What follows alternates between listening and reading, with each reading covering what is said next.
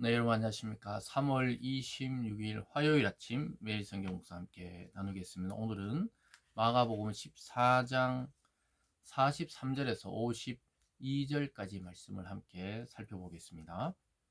예수께서 말씀하실 때 곧 열둘 중에 하나인 유다가 있는데 대제사장들과 서기관들과 장로들에게 파송된 무리가 금과 몽치를 가지고 그와 함께 하였더라.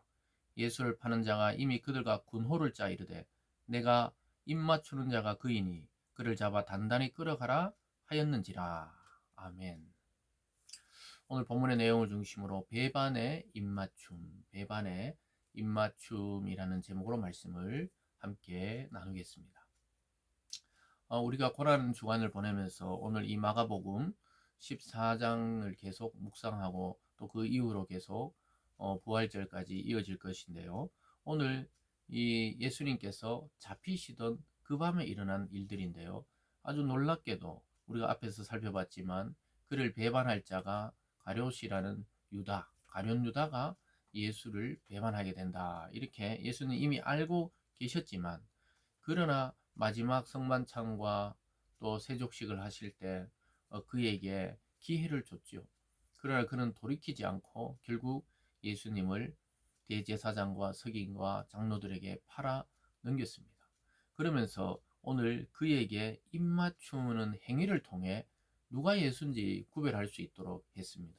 우리 생각에는 예수님이 그냥 눈에 드러날 것 같지만 그 당시에 겟세마네 동산 안에 있었고 또 어두운 밤이었고 또 그리고 유대인들의 복장이나 또 뭐 수염을 기른다거나 이런 모습이 비슷했기 때문에 처음 보는 병사들이 알아볼 수가 없기 때문에 가룟 유다는 그것을 자기가 작전을 짭니다. 자기가 3년 동안 모셨던 그 예수 선생이라고 존경했던 또 그 예수를 팔아넘길 때 보면 아주 비열한 방법으로 오히려 존경과 사랑과 또 애정을 담은 그 입맞춤, 존경의 입맞춤이 팔아넘기는 배반의 입맞춤으로 오늘 약속이 됩니다. 거기 보면 이렇게 말하죠. 44절에 예수를 파는 자가 이미 그들과 군호, 그러니까 암호를 짰다는 거예요. 암호를 짜 이르되 내가 입맞추는 자가 그다. 그러니까 예수라는 거죠. 그를 잡아 단단히 끌어가라. 아주 못됐죠. 그리고 악랄한 자기의 스승을 팔아넘기는 이 가룟 유다의 이 모습이 행여나 우리가 이 세상을 살아가면서 예수님을 부인하고 내 믿음이 남들에게 부끄러워서 말하지 못하는 그러한 행위를 하고 있다면 우리도 예수를 순간순간 이렇게 팔아넘기는 배반의 입맞춤을 하고 있는 가룟 유다와 같은 그런 삶을 살고 있지는 않은지 우리가 돌아보게 됩니다. 그래서 오히려 그 사랑과 존경과 애정과 또 자기의 모든 걸 담아서 그에게 경의를 표할 때 하는 입맞춤을 예수를 팔아넘기는 암호로 사용하고 있어요. 그래서 오늘 제목을 배반의 입맞춤이다 이렇게 잡아봤습니다. 이와 반대되게 앞에서 우리가 봤듯이 한 여인의 헌신은 자기의 모든 재산을 투자해서 모아놨던 그 순전한 나드, 그 순전한 이 향수, 그것을 예수님의 머리에 부어서 온몸을 적시는 것을 보게 됩니다.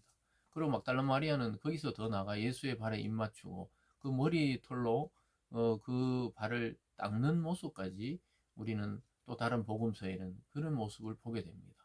그런 정말로 그 여인들의 헌신에 반대되는 이 제자 가룟 유다의 이 악함을 우리는 오늘 보게 되는데요. 그를 욕할 것이 아니라 오늘 이 아침에 이 말씀을 통해 우리가 어, 돌아봐야 되는 부분이 거기 있죠. 우리도 순간순간 어떤 일과 상황 속에서는 내가 믿음이 없는 사람처럼 행동한다거나 또는 오히려 믿음을 가장해서 교회나 또 교회 성도들을 비난하고 비판하는데 자기 입술을 사용하고 있다면 이 가룟 유다가 하는 짓과 똑같은 겁니다. 결국은 뻔뻔하게 이렇게 말하죠. 45절에 이에 와서 곧 예수께 나와 랍비에 하고 입을 맞추니 그들이 예수께 손을 대어 잡건을 이렇게 말씀하고 있습니다. 사랑하는 여러분, 베드로도 예수님을 나중에 보면 3번씩 부인하죠. 그러나 그는 회개하고 돌이켰습니다. 근데 가룟 유다는 예수를 파는 것도 또 돌이키는 방식도 전부 자기 중심으로 그렇게 하면서 결국은 나중에 보면은 옥매어 자살해서 죽고 맙니다. 비참하게 생이 끝나게 되고 예수님의 그 예언의 말씀처럼 나는 나의 길을 가지만 너는 나지 아니했다면, 태어나지 않았다면 좋을 뻔했다고 말할 정도로 그는 안타까운 인생을 살게 됩니다. 그리고 그 다음에 보면은 모든 제자들이 결국은 흩어집니다. 예수를 보호하기보다 흩어지고, 예수님도 그들을 흩어지기를 원하셨어요. 자기만 잡혀가면 되는데 괜히 나섰다가 제자들이 몰살당하는 것을 예수님은 싫어하셨던 것이죠. 47절에 보면 곁에 서 있는 자 중 한 사람이 칼을 빼어 대제사장의 종을 쳐 그 귀를 떨어뜨리니라. 예수께서 무리에게 말씀하여 이르시되 너희가 강도를 잡는 같이 검과 뭉치를 가지고 나를 잡으러 나왔느냐? 내가 날마다 너희와 함께 성전에 있으면서 가르쳤으되 너희가 나를 잡지 아니하였더라.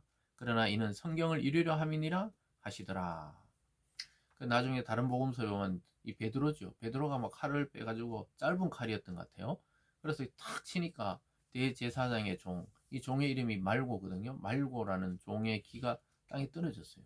그런데 예수님은 네 칼을 네 칼집에 도로 꽂아 넣어라. 칼로 흥한 자 칼로 망한다. 이 말씀하시면서 말고의 귀를 다시 고쳐 주시는 장면이 있는데, 여기는 그것은 생략되었고, 어쨌든 예수님이 검과 망치를 들고 나를 잡으러 왔느냐? 너희들이 성전에서 내가 날마다 가르칠 때는 잡지 아니하더니 오늘 나를 잡으러 왔느냐? 이것은 성경을 이루려 함이라고 말씀하고 있습니다. 이런 일이 막 급박하게 진행되니까 제자들이 혼비백산하고 도망가 버립니다. 역시 예수님과 겟세마네에서 깨어 기도하지 못하던 제자들은 이 현상을 지금 두려움으로만 알고 있고, 이제 모든 게 끝났다고 생각하고 도망을 가버립니다.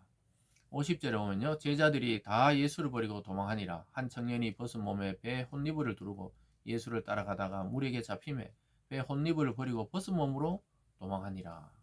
모두 뿔뿔이 흩어졌어요. 이제 끝이 났다. 예수는 잡혔고 우리도 잡히면 끝이다 하고 모두 흩어지고, 어떤 제자는 혼니부를 두르고 있었는데, 예, 물에게 잡히니까 그냥 그 혼니부를 딱 그들의 손에 그냥 벗겨놓고 알몸으로 그냥 도망가 버렸다는 거예요.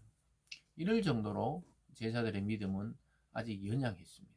그러나 사도행전에서 성령이 오시고 그들이 예수님에 대한 모든 것을 깨닫고 나서는 목숨을 걸고 복음을 전하는 자로 변해지게 됩니다. 그래서 믿음도 성숙과 성장이 따르는 것이지, 예수 믿는다고 처음부터 바로 그냥 교회 일을 맡기고 모든 것을 할 수 있을 것처럼 의욕이 있어도 교회에서 신중하게 직분과 또 사역들을 맡겨야 되지, 이 성숙되지 않는 상태에서는 큰 시험을 당하고 또 때로는 이 신앙까지 잃어버리는 경우도 있어요.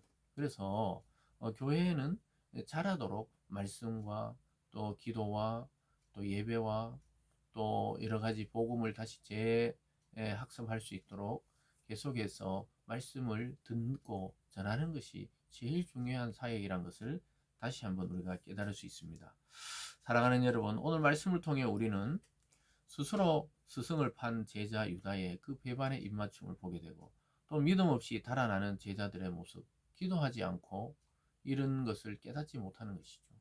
그래서 우리도 이 고난 주간을 지나면서 하나의 연례 행사처럼 또는 의식적으로 또는 형식적으로 지날 것이 아니라 내 신앙을 다시 점검하고, 내가 이런 상황이 맞닥뜨렸을 때 우리는 끝까지 주님을 붙들고 또 믿음으로 살아갈 수 있는지를 다시 한번 점검하고 고백하며 오늘 이 하루를 살아갈 수 있기를 바랍니다. 기도하겠습니다. 사랑의 하나님 아버지, 우리도 날마다 가룟 유다처럼 어떤 상황 속에서는 예수를 부인하고 예수를 팔고 있는 것은 아닌지 다시 돌아보게 하시고 점검하고 주님의 고난에 동참할 수 있는 믿음을 주시고 그런 용기와 그런 능력을 허락해 주셔서 끝까지 부인하지 않고 흩어서 떠나지 않고 주님을 끝까지 따르는 우리들의 믿음 다 되게 하여 주시옵소서. 감사드리며 예수님 이름으로 기도드리옵나이다. 아멘.